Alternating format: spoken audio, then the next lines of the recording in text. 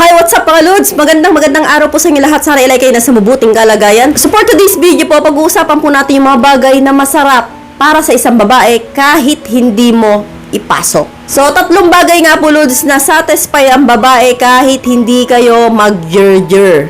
Pero bago yan, kung hindi pa nga po subscribers, palambing naman mga Lods, pakihit nyo naman po yung subscribe button, no, para po masaya po yung Pasko ko. Maraming salamat mga Lods. God bless. So, ginawa ko itong video na ito, Lods, dahil alam ko maraming mga magjojowa na takot, mabuntis, or mabuntis. Pero gustong-gusto nila magjerjeran. So, ano nga ba yung paraan para maligayahan kayong dalawa o masatisfy kayong dalawa nang hindi kayo nagko-contact? Punta na nga po tayo kagad sa tips number 1. So, halikan na may burat siyahan. Ang ibig sabihin ko dito, Lods, romansahan. So, syempre, wala namang romansahan na walang halikan, no? Dito pa lang po kasi, Lods, kahit po hindi mo jerjerin ng babae, nasasarapan na kami dito. No? Depende po yan sa galing humalik ng lalaki, sa galing manghima, sa galing mamburat siya. So, dapat magaling yung dalawang kamay mo, magaling yung labi mo. So, dapat sobrang kulit mo dito, sobrang pilyo mo dito. Yung talagang ang kamay mo, magaling manghimas, magaling manlamas, no? Yung labi mo naman ay nanggigigil pag nanghalik. Hindi parang umalik ng pusa, no? Ang hinahalikan mo dito katawan, hindi pusa, no? So, ang gagawin yung mga Lods, halikan ng LP, no? Ismak-ismak, and then LP, malalim na halik, mapusok na halik, and then pababa. Burat siya, mga Lods. Siyempre, pag sinayang burat siya, buong katawan din kasama. So, hindi nyo nga lang po ipapasok. So, ang gagawin nyo lang po, maglalaro po kayo gamit ang inyong bunganga. So, pupunta rin po kayo sa bundok sa Petshay, no? Kasi po, doon po talaga yung satisfaction ng babae. So, at maging po sa inyo, alam ko, doon din po yung satisfaction ninyo mga lalaki. Kapag po kayo ay binigay ng babae na matagal, and then natapos kayo, yun, satisfied na kayo doon, no? Kahit hindi po kayo nag-jerjeran. So, napaka-importante po talaga, Lods, ng burat siyahan. Kasi po, mas maganda po talaga ng may laro, hindi yung diretso pasok.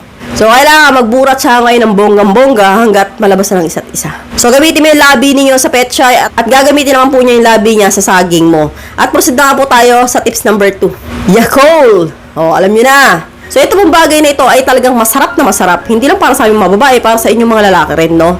Kapag po kayo nagja-Yakult, yon. So, ang gagawin po ninyo, syempre, gagamitin nyo po yung daliri nyo dito at labi ninyo, no? Sa babae. So, hanggang matapos siya.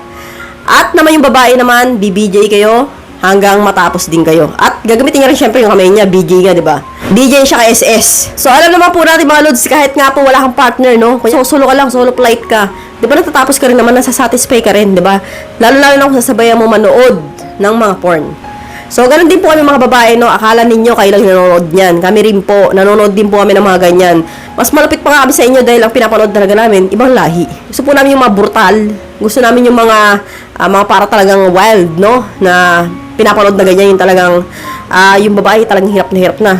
Pero sarap na sarap. So, ako hindi ako nanonood ng mga Pinay, ganyan. Boring para sa akin. So, gusto ko ibang lahi. Kasi gusto ko makakita ng ibang technique pagdating sa mga ganyan. So, kumukuha ako ng idea, ay, masarap palang gawin yun. Ay, ganito pala kumain yung mga ibang lahi. So, kasi alam ko lang kumain yung Pilipino, nakain na ako yan eh. Pero yung foreigner, di pa tayo nakain. So, yun ang pinapanood ko. O, nagtatawa lang kayo. Sabihin na naman, manyakis ko. O, at least sabi ako ng totoo, di ba? So, mas maganda po talaga yung honest tayo dito. So, yun nga po yung 2 bagay na dapat yung gawin kung ayaw nyo po mabuntis yung jowa ninyo, pero naliligayahan kayo pareho.